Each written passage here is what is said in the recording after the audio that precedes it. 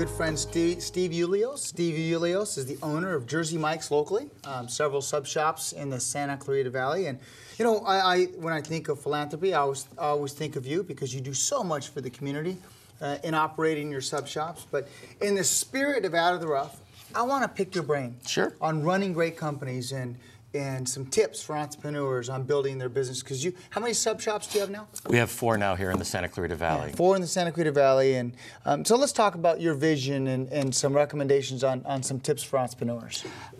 You know, it's funny that you said vision, because I would say that's probably the first and foremost thing to have is a vision for your business, knowing what you want it to be, having a plan, a specific plan, and stick to it. You know, there's a saying, and I know it's somewhat cliched, but if you fail to plan, you know, plan to fail, and that's absolutely true. If you don't have some kind of vision of what you want to be, and you don't stay true to that plan, you're ultimately not going to, you know, succeed. You know, I would probably say to somebody, have a vision, you know, write it down. It doesn't have to be anything formal.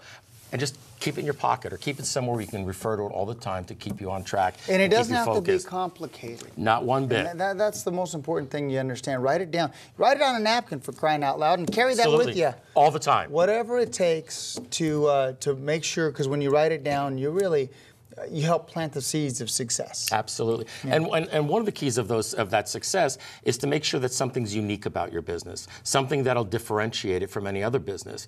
And I think that a lot of people don't realize that you have to have a specific niche or a specific identity, whether it be in our business, for instance, a freshly made sandwich or any of the aspects of our freshness are made right, you know, on the premises there. That's a specific niche that people can identify. That's something we can go out. So, you know, when I was in sales, it was called the unique selling position, making sure that something you have is unique and is easy to explain. A lot of times when people tell you about their business, it's like, what is it? What do you do? Exactly. Yeah. So to have something that you can explain in easy terms and that it's you know, understandable. Well, I'll say you guys make great customized sandwiches. Yes, we do. So how's that? Yeah. So let's talk about capitalizing the organization. Sure. And that's one of the things that really causes some to go down.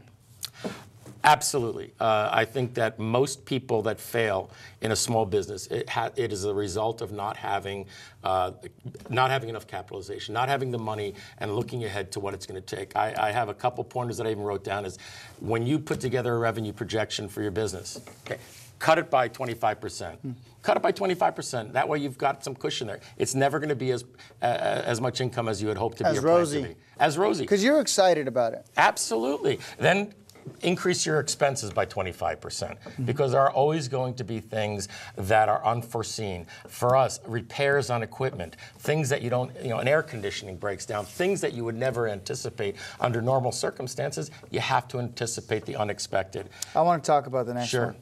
Hiring the right people. Yeah, absolutely. You know, it's challenging to motivate people that don't want to be motivated. That's right. So find the right people. You know, my brother told me once he hires people for Trader Joe's. Because if they don't have a smile on their face when they're being interviewed, I go to the person who has a smile on their face first. Absolutely. Yeah. And I guess the advice I would give to anybody looking for a job, especially younger people, is go in and look professional.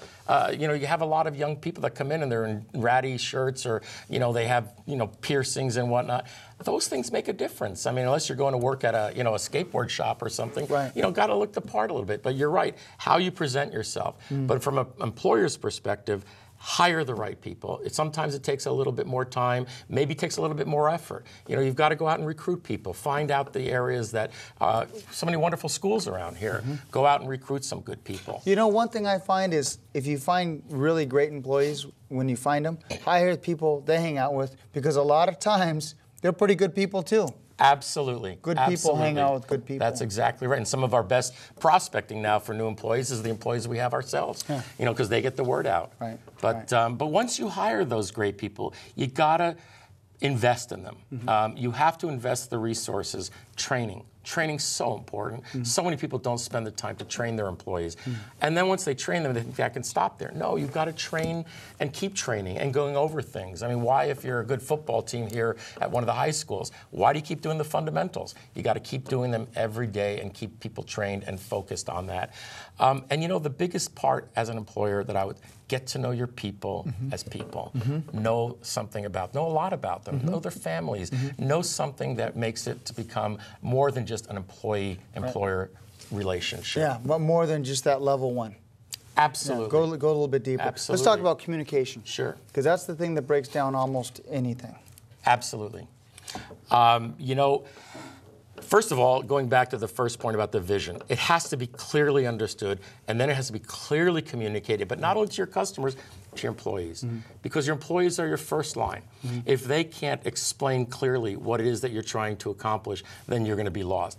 So making sure that you're communicating with your employees. In our case, they need to know anything that's special on the menu, any kind of discounts that we're giving, anything about the store, so that when somebody comes in, they don't have to say, oh, I don't know. You know, making sure that they know, you know, by communicating to them. It sounds simple, but it doesn't happen all the time. Yeah. Communicating to your customers. You know, making sure that you're constantly making your message, you know, understandable and presented. And properly. Interacting with them and getting feedback, critical. Now, this was one thing. Do you know how to make subs? Hands-on, Absolutely. Huh? You better know how as the owner. Absolutely. I think that's a key fundamental in any business, is knowing, you know, in our stores, I always say, there's no such thing as a hierarchy. There's not an owner, there's not a, you know, store manager. We all do the same things. Yeah. And I will absolutely go in there and scrub those bathroom toilets just as much as anybody else will, because if you're not hands-on and you're not showing, that to me is the ultimate example of leadership, is that you're doing it and people can know that you're just as involved as they are. And last but not least, something I know you love, which is the community. Absolutely. Being involved in the community. You know, on many different levels, both on a personal level and anything in my life, you know, I have been blessed to have so many things in my life, and it is my responsibility to share that and to give back. So it is not just, I mean, it is not something that is meant for marketing or sales or what. Just get involved with your community. Give back to the people that are supporting you. Support those organizations that help our community. We have so many wonderful organizations here in Santa Clarita. You know, help them, because they're in turn helping people as well. And have a better life, great quality life we have out here. Unbelievable. We're very fortunate. Jersey Mike's, I know you can Google Jersey Mike's Santa Clarita Valley. Yeah. What's the best way to reach and find the most local store? Wow, you can call any of our stores for that. You can you got Stevenson Ranch? Yep. We also have jerseymikes.com. Jersey Mike, okay. And you can go right in there, and then it'll show you the exact locations, maps, all the other information. Perfect. Thank you very much. Thank you, Fred. Ladies and gentlemen, Steve Youlious, a philanthropist, business owner, and just a great person. Thank you. Of the Santa Clarita Valley. We're going to jump to a quick break, but we'll be right back.